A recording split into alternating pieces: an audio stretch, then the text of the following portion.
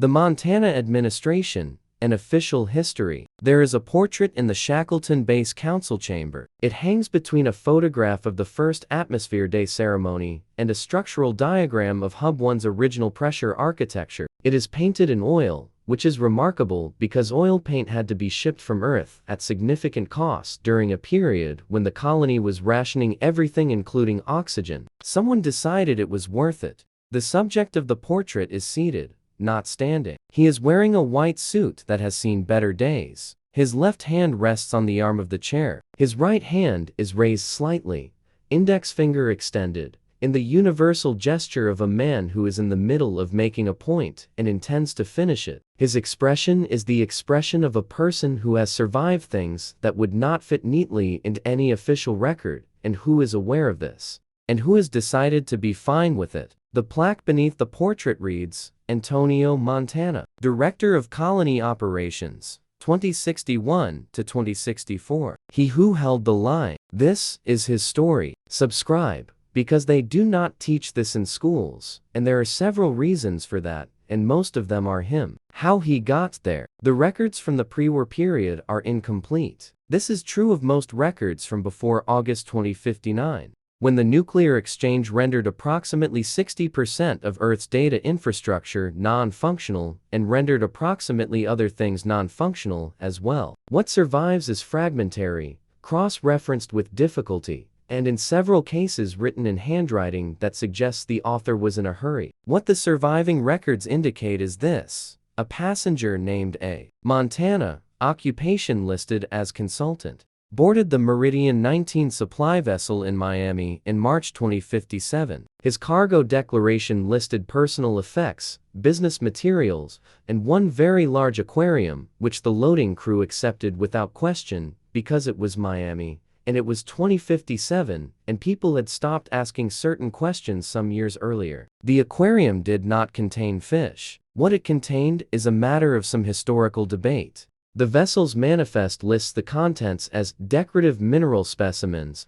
3 crew members who were later interviewed described it differently. Their accounts vary in specifics but agree on the general category. It was not mineral specimens. Antonio Montana arrived at Shackleton Base in April 2057. He was 59 years old. He checked in under his full name, paid his residential fee in a currency that the base accountant's office accepted, after a brief consultation and a longer silence, and took up residence in Hub 2, where he proceeded to spend the next 2 years being, by all accounts, relatively quiet. He had strong opinions about the cafeteria food. He expressed them. Other than that, he was quiet. The last August, on August 14, 2059, the observation lounge in every hub on Shackleton Base was full. Everyone who was not on critical shift was there. They stood at the windows or sat on the floors or leaned against the walls, and they watched the Earth. You could not see the impacts directly. The moon was positioned wrong for that, and the scale was beyond what the eye could resolve from this distance. What you could see was the light, the slow, spreading light that was wrong in a way that everyone understood immediately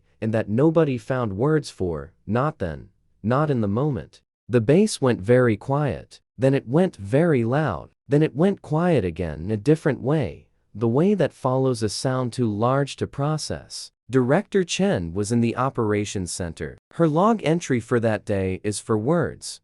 Earth, 1432. God help.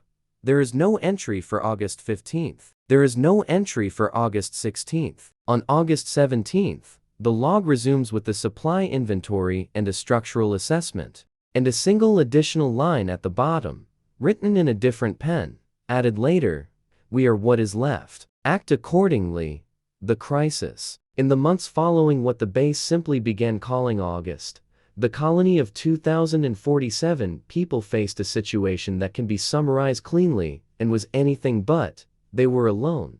They had finite supplies. They had no resupply coming. And they had not been designed or selected or trained for the specific problem of being the last humans anywhere. The psychological literature on isolated populations suggests that groups under extreme resource pressure develop conflict along predictable lines. Shackleton Base confirmed this literature thoroughly. By December 2059, The base had fractured into 3 operational factions, each controlling a section of the hub network, each with its own interpretation of how the remaining food, water, fuel, and oxygen allocation should be managed, and none of these interpretations were compatible. The council was deadlocked. The mediation sessions produced documents and produced nothing else. Hub 3 stopped sharing its agricultural output with Hub 1. Hub 1 responded by restricting water recycling access to Hub 3.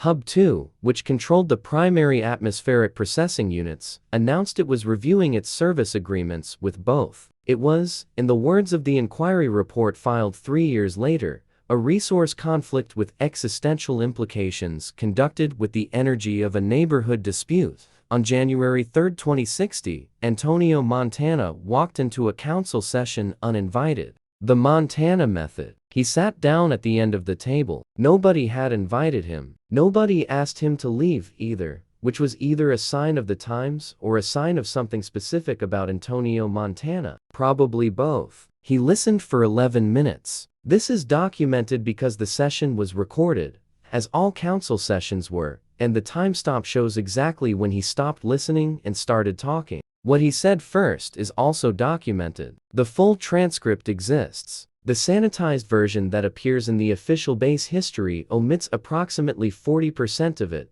including all of the first paragraph and most of the third. What the official history preserves is the substance, which was this: the 3 factions were each trying to win. Trying to win meant trying to lose together, slowly, which was worse. The only move that worked was the one where everyone stayed alive long enough to fix the systems, grow the food, and figure out the next 10 years. Everything else was details. "You think this is business," he said, "and this part is in the official record verbatim. This is not business. Business you can walk away from. This," and here he gestured at the ceiling, meaning the moon, meaning the situation, meaning everything, this you cannot walk away from. There is nowhere to walk.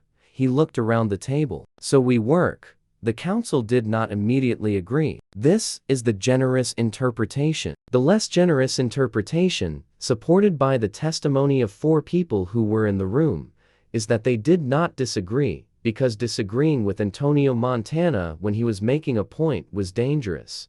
In that particular tone of voice, it was something that required a specific type of confidence that the circumstances had temporarily reduced. By January 9th, a resource-sharing agreement had been signed by all 3 factions. It held the administration. Montana served as Director of Colony Operations from February 2061 to September 2064. He was not elected to this position. He was not appointed to it through any formal process that the governance records can identify. He simply began performing the functions of the role, and the people who might have objected found that they did not, and eventually someone updated the organizational chart. His administrative style was described by those who worked with him as efficient, direct, occasionally alarming, and effective, in ways that conventional management theory does not fully account for. He solved the water recycling dispute in 4 hours by visiting each faction leader individually and having a conversation. The content of these conversations was not recorded. All 3 faction leaders subsequently described them as productive. He resolved the agricultural output shortfall of 2062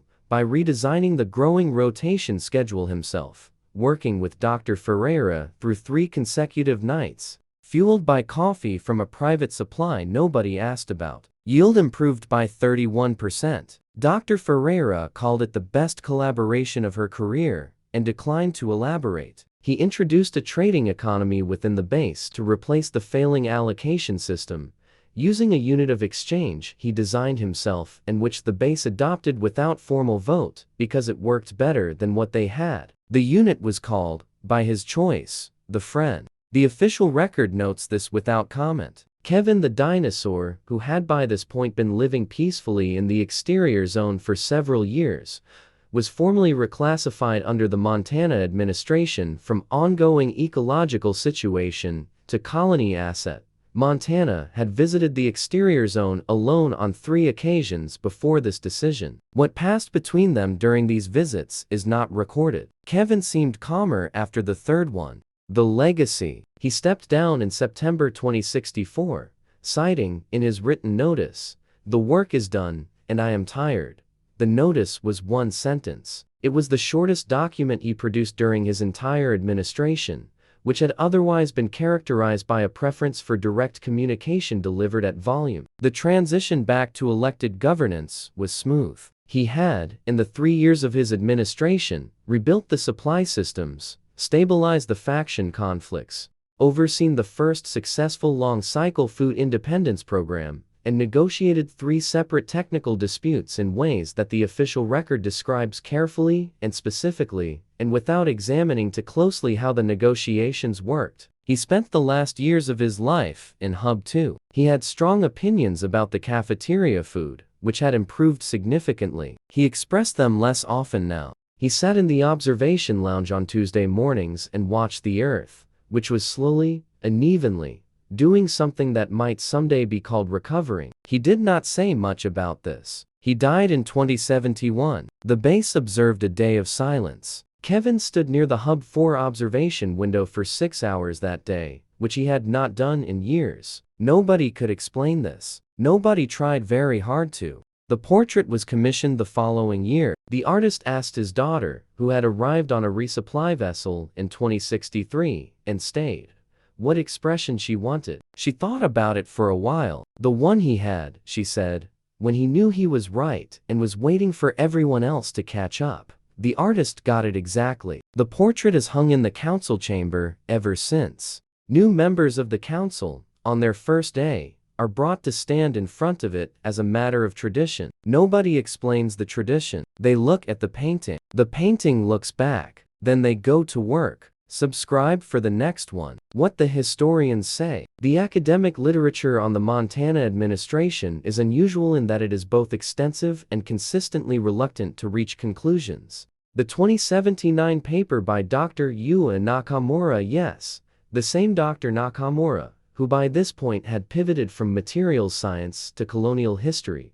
possibly because the materials were less surprising, runs to 240 pages and concludes, in its final paragraph, that Antonio Montana represented a form of leadership for which existing frameworks are inadequate, and which may require the development of new frameworks, assuming historians are willing to write those, which the author is not certain they should be. The 2083 documentary produced by the Shackleton Historical Society runs to 3 hours and contains interviews with 22 people who worked with him. 20 of them use the word effective. 19 of them use the word unconventional. 16 of them pause before answering the follow-up questions. One of them, Dr. Pavel Sorokin, the mechanical engineer, then 71 years old, simply said, "He came in, he saw the problem, he fixed the problem, he left." This is not complicated. We make it complicated because we don't have a box to put him in. He paused.